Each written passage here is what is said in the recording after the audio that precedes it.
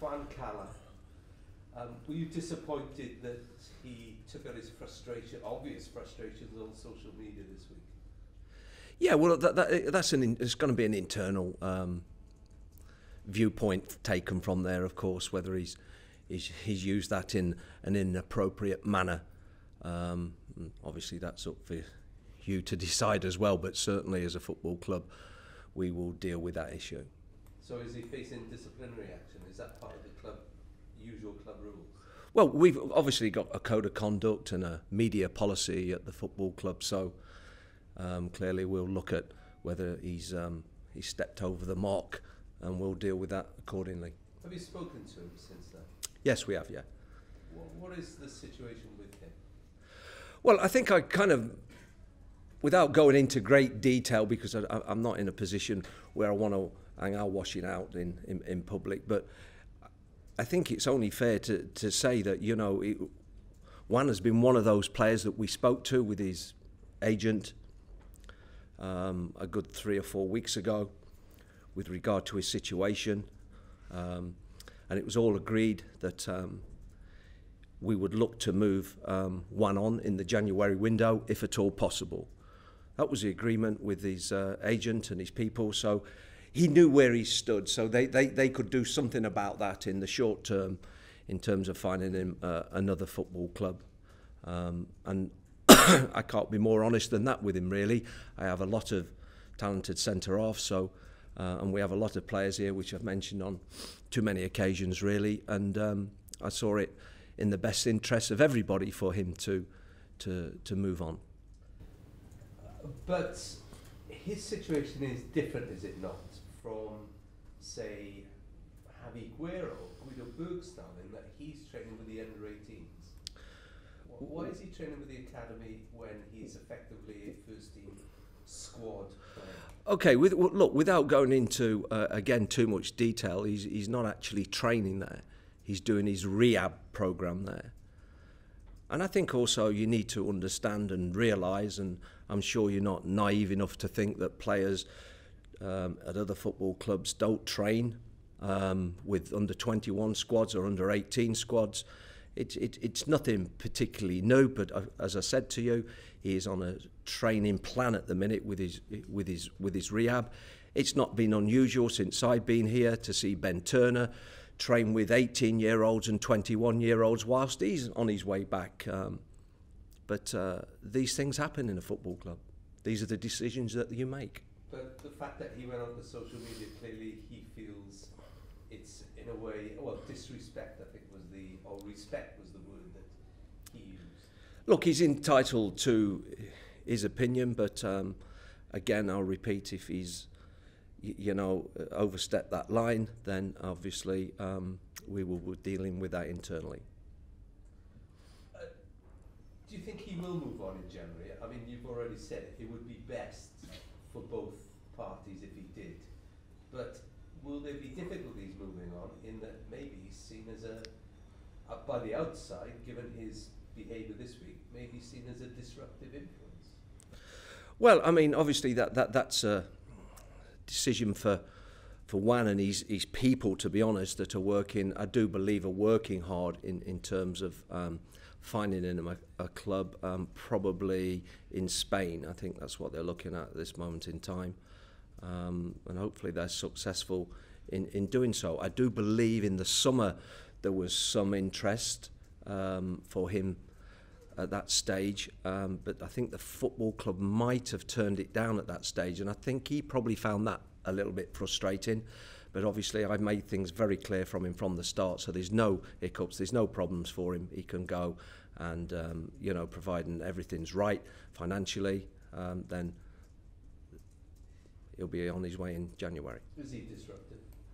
No, that's not for me to comment on. That's an internal problem, and we're not going to discuss those finer details. And so you will do all you can to move him on in January for his own good as much as... Yes, absolutely.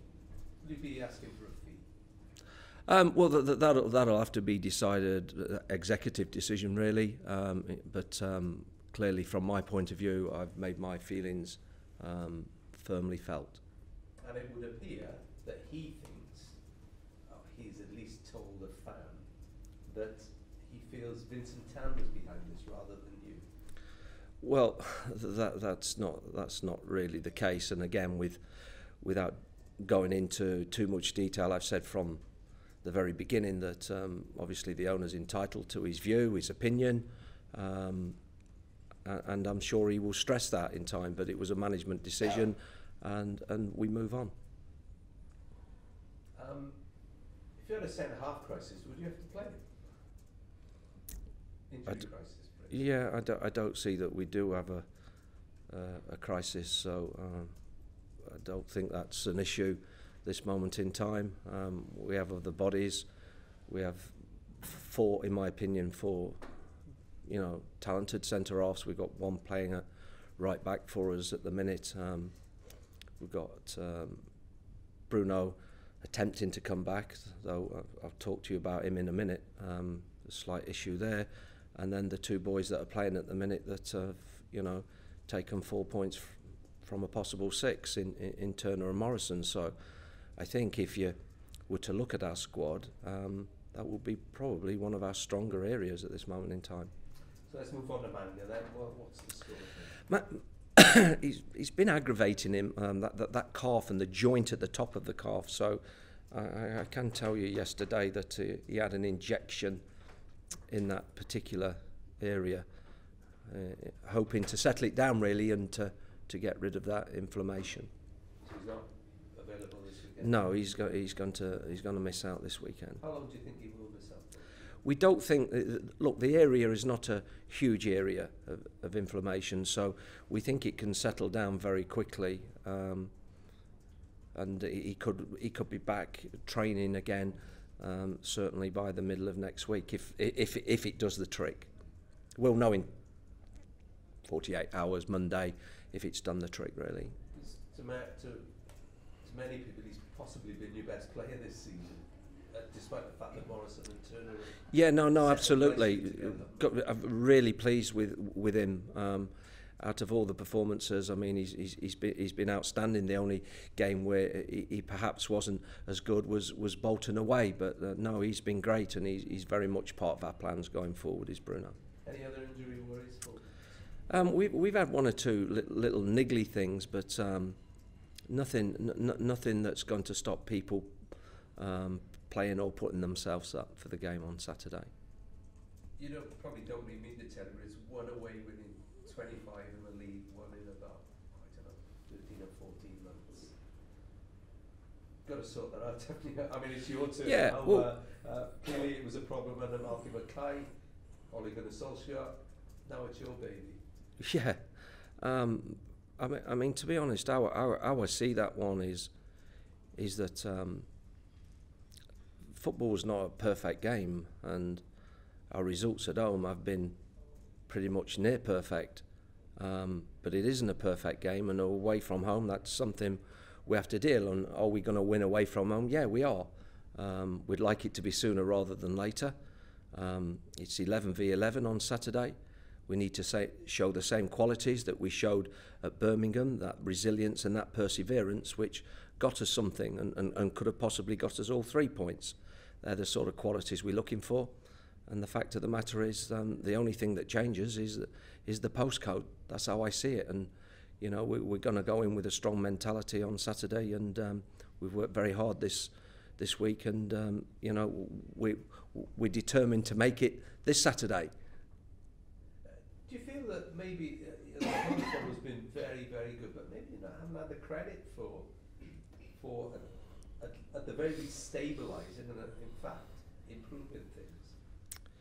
Yeah, well, I mean, in that first international break we go back, I think we were probably 17th, weren't we, or something in the table, and a lot nearer the drop zone than what we were the top 6. We seem to be, we're in the pack. We're definitely in the pack. You've only got to glance at the table to know that. And the fact of the matter is, whether football's perfect for us at home and not so perfect away from home, the reality is we're 4 points off the playoffs. And by January, when you can maybe do a little bit of business in the transfer market, you'd love to be in those playoff spots by then, wouldn't you? Yeah, of course.